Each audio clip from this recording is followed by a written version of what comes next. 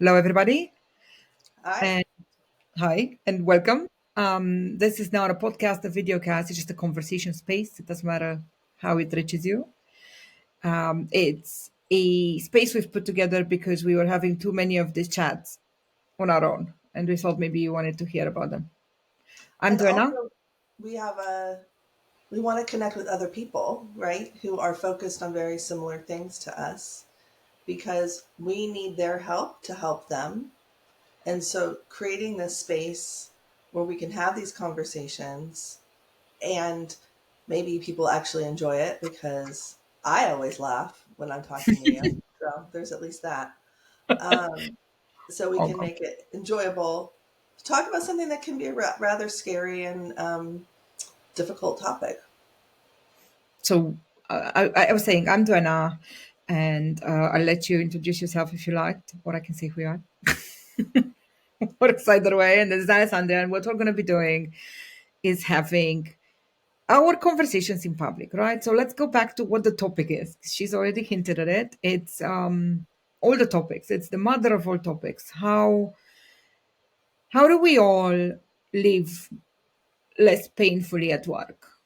Really, to a degree, it's where it all boils down to. We both found each other on the internet, where everyone finds each other these days, and we realized that we were going at this human problem and at this how to make people happy at work ways in slightly kind of different angles, but absolute same heart, same ideas, same DNA, same understanding, and same frustration towards the lack of transformation and change in every industry we've encountered where people are not yet happy. We've riled around the idea of human debt. We've talked about many an episodes of other colleagues of ours or other clients of others or partners of ours who are suffering from it, of which there are many, if not all. And then we decide to do some things about this. So we've come together. Oh, great! And we forgot to turn off all our alarms. Hey, that's our wake up call. Oh, That's our wake up call to have this conversation. if Right. ever. My man is at me at all times that you need to stop your alarms. I disagree. If I just completely stop the alarm, this thing will never happen. And So how will sorry you about know what to do next? Exactly. You need those prompts. it. But how would we tell the story? So we came together and we ended up thinking, look, there's a lot to be done here. We can't do it ourselves. Is what Right. we're saying. We need your help. Well, yeah, otherwise we're just two crazy ladies screaming into the dark. So that's not, or on social media. But, and just to Which we've introduce been doing. myself, well, We'll keep doing. lots of people do that. Lots of people do that. So my name is Dr. Alessandria Polizzi, and I am a former head of HR and in organizational leadership development for 20 plus years. Been in education for 30. And, you said happiness at work. I'm solving for people doing their best work, right? And so that means how do we navigate when and understand when we are frustrated or overwhelmed, or how do we address this? And I've worked with in 15 different industries. I've worked with large, major multinational companies, and not to me, the data shows that the biggest barrier to success isn't to crush people and to do more with less. It's actually to tap into the human design of who we are, how we work from a psychological health and safety perspective. That's that's the answer. And so now what, right? And this is trying to find other people who one already kind of get it, like yourself, and then help people who are still in role. If I were in role, I know what I'd be looking for. And so I've been building that because I have the luxury to do so, to help support people who understand, as you call it, a human debt, that if we don't invest in the fact that we have humans and not machines in the workplace, then we lose the value of that investment. And so this is just about basic basic maintenance of human beings at work. I like it. I like it. That's really strong.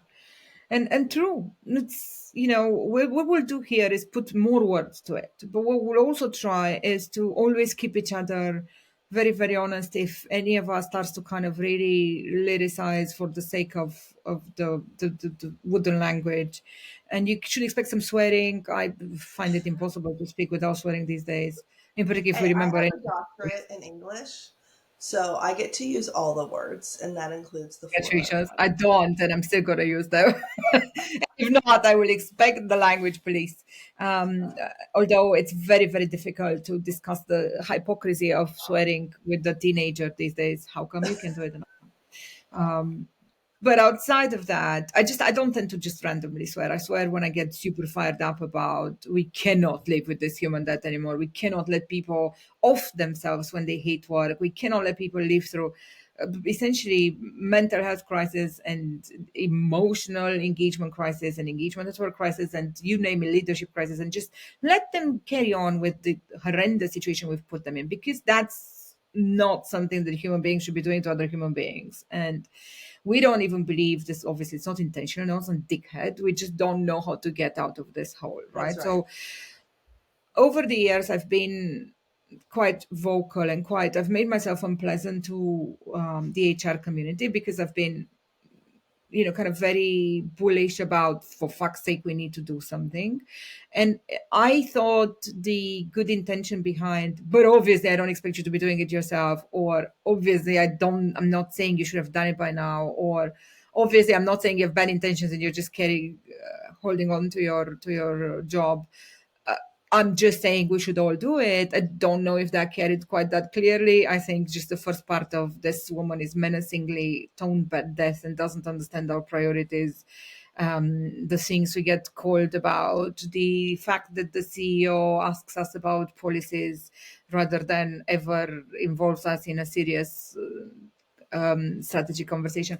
All of those things I'm not oblivious to.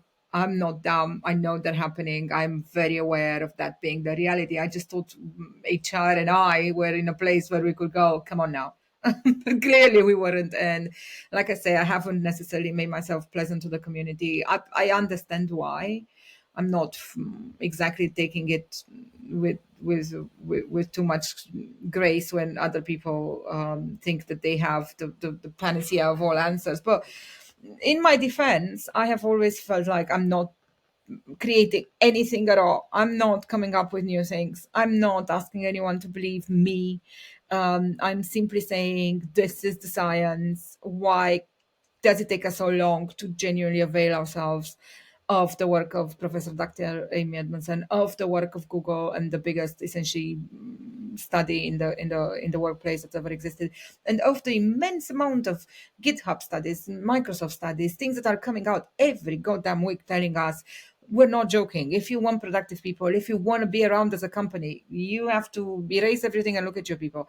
But we can say this until we're blue in the face. If we only talk about it and we don't find ways to immediately start driving action, we're not going to get very far. And that's why we think I'm ready to apologize to the community if they're upset with me, whatever it takes. Let's just go back to the drawing board and make it happen. Well, I'll have to check the latest newsletter, which lists all the people that HR hates, and see if you're on Yeah, the go, list. go, go. See if I'm on the list. I don't remember you being on there. But it's interesting you talk. So, in my mind, coming from an HR perspective, again, my last position was chief people officer for a 7,000 person organization with 250 locations. So I've been in the thick of it. That was during COVID, by the way. Um, and to me, it's I just don't know what to do. Like I know there's a problem, but I don't know what to do.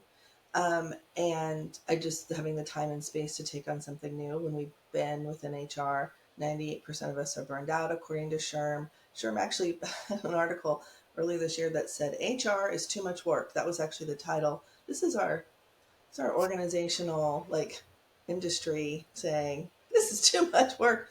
So I could see, people going, okay, this is all fine, but what do I do? And to your point, it's actually harder to not do this work than it is to actually to do it. If you can get your arms around or partner with people who already have been down the path, who can help you. But look, with the WHO printing their guidelines in September of last year, I mean, it's just very clear. We have the one from the Surgeon General here in the US, which, and then we have the ISO 45000. I mean, there are standards, frameworks we can use. So this doesn't have to be making it up. There's And I posted this on LinkedIn yesterday. I'm curious what you think. And there was an article in Forbes about well being whitewashing, which is, Yes, I have yeah, seen it. yeah, Absolutely. that's surface Yeah, level, it's right? lip service. Lip service that's going to happen in every industry about every topic until we're going to, I mean, agile transformation whitewashing, DNI solved whitewashing, everything that we've whitewashed, we've added to the human debt. Hmm. So I'm not surprised. I've seen even funnier thing today. There are people that are from other industries are starting to arrive at these big kind of realizations of it matters to be human in technology, and we have to start having. I'm genuinely not even joking. There are people who are like, oh, but we are in mathematics. Why does it even matter to us? There's not going to be one industry that's going to be immune to the fact that everything has changed. We all know this, right? The way we do work has changed. The things we need to be successful at work have changed. We are not only unsuccessful, we are suffering right now. The models we're using in the workplace right now are unfit for purpose. All of them, obviously. We don't even need the departments we're having. We don't need, but we're not asking everyone to just kind of go back to the drawing board and rediscover the organization, because we know that's not going to happen. What we are saying is there are quick wins in the human world. There are things you can do to move the needle today. There are things you can do to empower the team to do it themselves. And that's probably the smartest way to go about major human debt. And we'll keep saying this is just chip at the corners, just start doing experiments and just start doing something that moves the needle. There are ways to get out of it. You don't have to be alone. You just have to let us help you, in the sense of we're hoping we can bring you along to give us some data. We'll be very honest, we don't know how to these days translate the real of the human work to the corporate talk of the priorities, KPIs, and whatever is on your agenda this year or next year. So what we need is for you to tell us if the KPI is retention. We know that's silly. It's always retention, right? None of these change ever. All of the things are important. But it would be nice to hear what do you think is most important right now, and how do we make a product that really is in there to help humans, or a methodology or a framework or a company that's going to come in, whatever it is that you're getting in, it has to come in to hold your hand and help you translate whatever it is that you think is priority into the human work.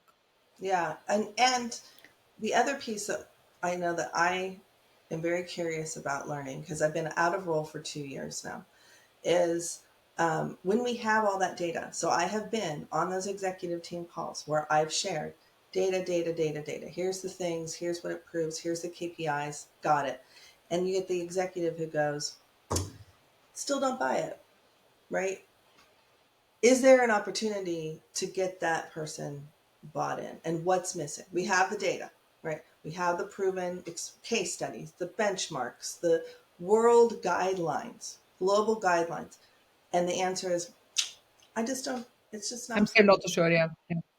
And so that's a Yeah. very, What do we do then? ironically, that's a very emotional response. And Yes. And what we're talking about is emotions do at you have work, yeah. right? I mean, I can tell you what I do, but I don't think it's a formula, because, and this is sometimes what I struggle with, and I'll be honest, is I've been very spoiled and I have lived a professional life that's like no other one. So I struggle sometimes to talk about my experience and my examples, because I don't want people to go, oh, well, screw you. I didn't have that problem. I wasn't doing X when I was Y, and so on. It feels bad. But with that said, I will say, that when we encounter execs that have that reaction, and in our case, unfortunately, it's mostly people from the other side of the human side that might have that reaction. We know what that is. We kind of work out. We know that it's a human reaction, right? It's a human instinctive protection reaction. People are fearful in every layer of the organization, but in kind of in those layers where your courage and your standing up for what's right is required all the time, Mm-hmm. You are a lot more likely to have these moments when you just can't pick it up. You're going to leave that one on the floor, right? This is maybe where we should get. This is why I would like a human editor, because someone needs to insert here the that lady about picking up all the facts. The older you get, the more we let them drop, and we can't. Your back is broken, so you're going to go down for why does everyone wear Birkenstocks? Well, whatever. I can't be bothered. It's over. I'm 50. I don't care anymore. So it like that, right? So Hold on, all of wait. the F's Hold on, that we wait. have, Oh, wait. I'll I'm send that currently in. wearing these. No! Very close, right? But I don't give a fuck. Good Let me tell you, job. I don't give a fuck what you I know. wear. Aware. I've walked the streets of Folkestone with you, my friend. I've seen your outfits. Yeah, I am not in a time where I care about what we wear at all. But so my point is, if we impression manage both of as those that have asked for the courage action. So say you're in this room and you are the HR that has tried to reason with people, has tried to say, but we need the human work. We need to go back to the drawing board. None of this jokey, how do we do remote works? We need people to work from anywhere, anytime, as long as they're happy and their outcomes are being tracked. We need a data culture. We need all of these things. We need people to be happier. Are you serious?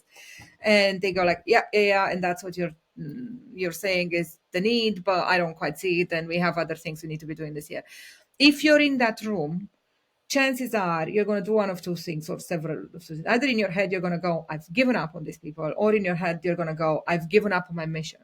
And I wish you gave up on the people, because if you stay and you've given up on, I want to make this happen, you're probably not ever going to be able to really walk away from it. Let's face it. This is my fear is that we're talking to professionals that are suffering themselves even more than Yes. others, because cognitive dissonance in HR, knowing these are not the right things to do, knowing that Yes. people are offing themselves on the way to work, but we now have prettier pants that they can take home for their kids, is immense. The only people that don't feel that cognitive dissonance are people that have managed to train themselves to be completely immune. They are kind of like a 911 operator. They don't care if you die, but they don't care if you survive well in the enterprise either.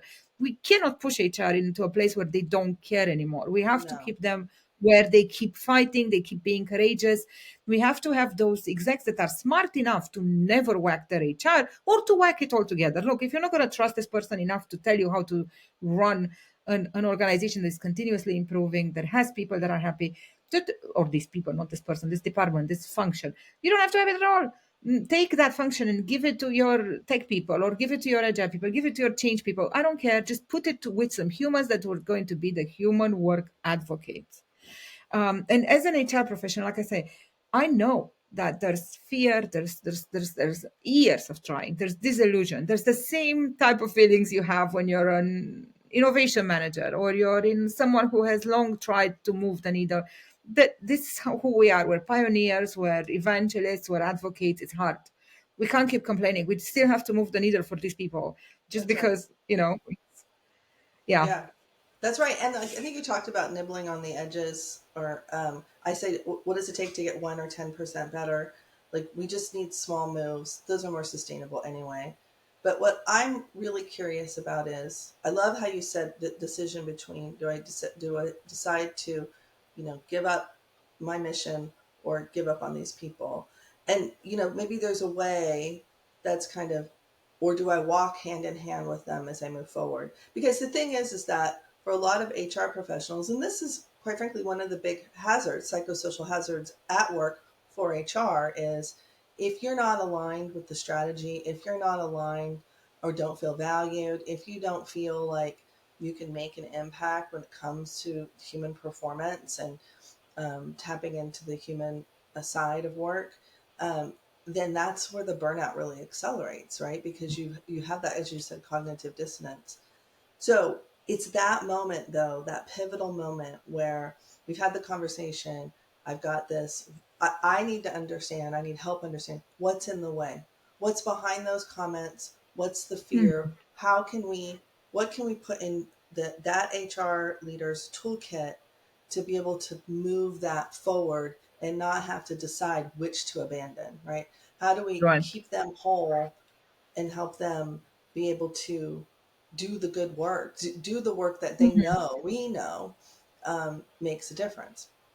Right. Now, I think it's worth mentioning, why do we call this a secret society? Because not all of the folks in the world, let's just talk about within HR specifically, are on board with this, right? I've personally encountered HR professionals who are like, that's a bunch of hooey.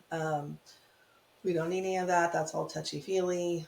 Um, whatever, flavor of the moment. So why did we call it the secret society, Donna?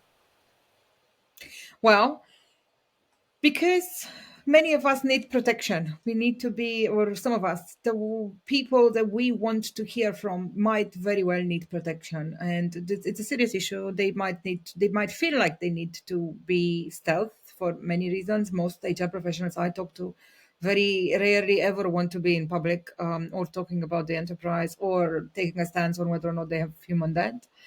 It's almost like they're taking it personally, or they say it as a personal failure if the organization shows there's anything wrong with it. But we're not asking for that. What we're asking for is essentially anyone who feels that, yes, the human work needs to start happening at an individual level, at a group level, at a team level, and at an organizational level. That's who we're after. People who have been trying to move this boulder, people who have been trying to be the Sisyphus for long enough. We want you guys to all come into a forum. We haven't yet built it. We have though built a Trello board we'll give you access to, so that you please go in and give us your ideas of how to build this the fastest. We're trying to team with you. We're trying to make it live and we all get somewhere. But the vision we have is a place that's protected by an anonymity, and we can ask questions about what genuinely will move the needle within HR. So for you to be able to really tell us in a benchmarking sort of way, they can turn to you with valid results. What are other people's priorities? What are other people's agendas? What are their pockets like? What are their primary KPIs? Like what's the OKR of the company tied into HR like? So once we figure those things out, we'll share them with everyone. And so that we make this easiest, we were thinking if you're an HR professional, please get a burner address. You don't need to tell us who you are. But what we do need is to find out that everyone who's an HR professional actually is in work and knows this data. So one type of verification of sorts, we don't know what that will mean. And then you can be anonymous all you like. Hmm. This is Yeah, not because only for them. We should say that. say it one more We're time. not going. I was saying this is not you can probably walk people through. Now it sounds very scary, like with HR professionals only. Not at all. We're open Yeah. to having everyone from every bit, really. Yeah, what we're looking for is how do we help you, right? So if you are like, what we're doing isn't working, we are burning people out, all the data I read is real. I've actually been paying attention, but now what? We want to give you anything and everything that can help you continue to make that better. And that will be about making workplaces better for those that you work with, but also for yourself, right? So understanding, um, how what you need in order to drive this work, I think is a critical part of it. And one of the things for HR in particular is for us to understand some of those headwinds and specific hazards to our mental health that we face every day, which we don't often talk about. I talk about it a lot, but we don't often talk about. I think it might also be worthwhile. We've been talking about human debt. Can we go ahead and define what does that mean from your perspective? Good question. I never remember to tell people definitions. So when I first thought of human debt, to me, it was like a light bulb moment because I had heard about tech debt for many years. And I didn't know exactly what it is. I never wrote a line of code, but I do know that if you have it, you're effed. So it's a really bad thing that will at some point stop you Mm, if you completely ignore it. And essentially, for those of you that are not in technology but listening to this, it just means that you write code that you know is not of great quality, or you cut some corners, or you don't quite test, or you don't quite ask anybody else's opinion, or you don't quite bring something up for debate. And what happens is that you make things that are not of great value, and that code remains there. It becomes old, it becomes embedded into the system, and by the time you realize it's there, it can really trip you altogether as a company. So many companies end up in these big exercises where they have to actually get rid of tech debt and institute better, cleaner code. And so I had known about many of these transformations. I had seen them. I knew how painful they were, but it didn't occur to me that it's practically the equivalent of that until much later when I was writing the books. And then one moment, it just came to me, and I was like, "This is the exact same thing we're doing with people that we are It doing with absolutely technology, which is is. we left things, we cut corners, we were afraid to say, we kind of dropped the program, we kind of forgot that we didn't do anything on a Friday, we sort of changed and didn't really explain what we were doing, no structure, no clarity, whatever, no psychological safety. Everyone's afraid of everyone else, but that's where we are." So kind of we're all aware that that's where we are, but we feel this human debt. I think anybody in an organization where there is human debt, and by the way, everyone has it. You can start getting it as a startup if you're not careful. You will definitely get it as a scale up if you're not very careful, and you will then live in a toxic soup of untouched status quo human debt nightmare in the company unless you start chipping at it. Mm, So yeah, that's what it is. It's like take that, but for humans. I love that. Well, so and here's the thing: you will get it. Like it, if you think you can do everything perfectly and set everything up, and it's going to go flawlessly, that's you're setting yourself up for disappointment, failure, frustration. But if you say, okay, we know that we will, it's like accruing. It's like accruing these things that kind of just come up as just normal work. So then what is the process for identifying that? One, knowing where those hazards are so we can try to mitigate as many as possible, evaluating what your big ones are that you've picked up, the debt you've picked up, and then building a plan on that. And you don't have to make that up though. That's the beauty of it, is that there are global guidelines that are based on 100 years of research about workplace psychology and workplace mental health. So you can just use that, right? But I love that way of thinking about it. This is just the clutter that happens in the everyday work. If we continue to ignore it, it's not going to go away. Right. It's just Very, going to very get true. way more risky. Very, very true. And where you start, I don't even really think it matters. I keep saying this. Do pen and paper what we would be doing with smart technology.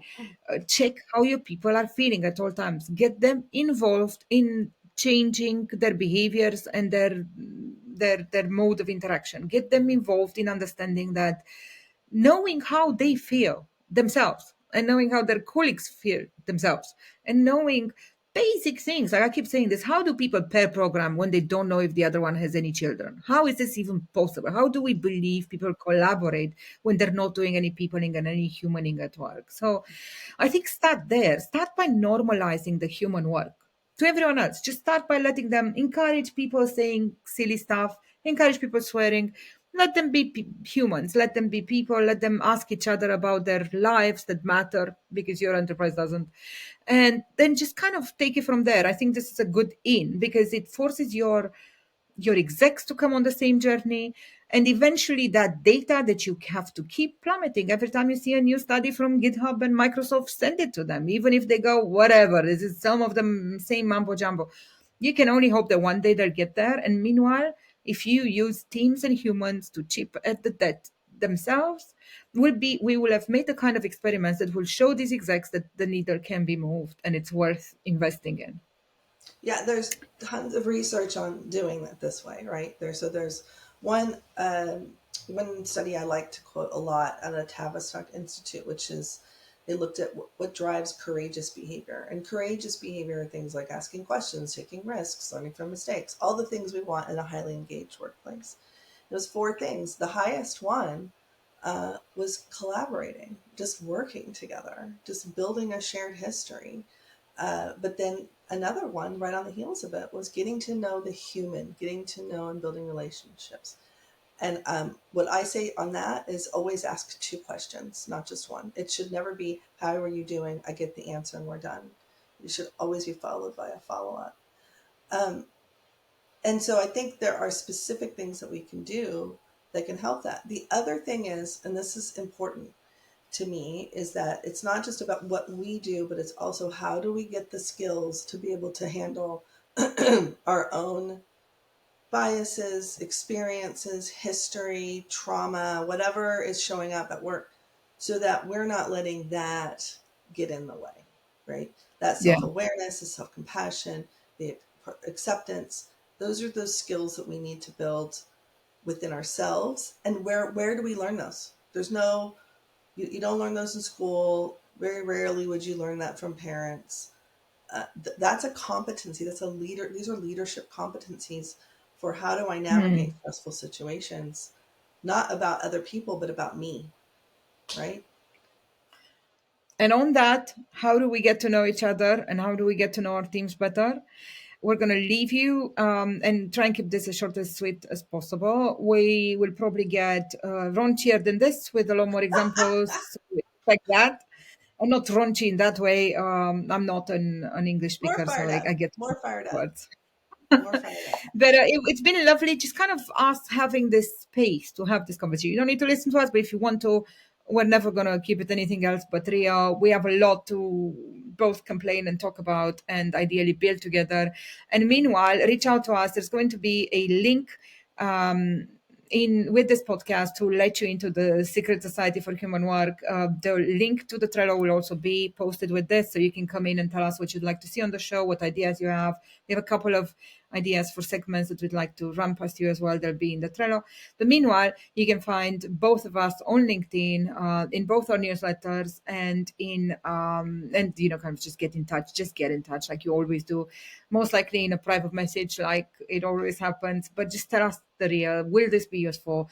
If we get you the data that says this is what execs care about and this is how to translate what they care about into how we make human work, can we start moving the needle on this human work and get to where we're all trying to get to? Hmm. Absolutely. Thank you for listening to us, and we will see you next week. Bye. Bye.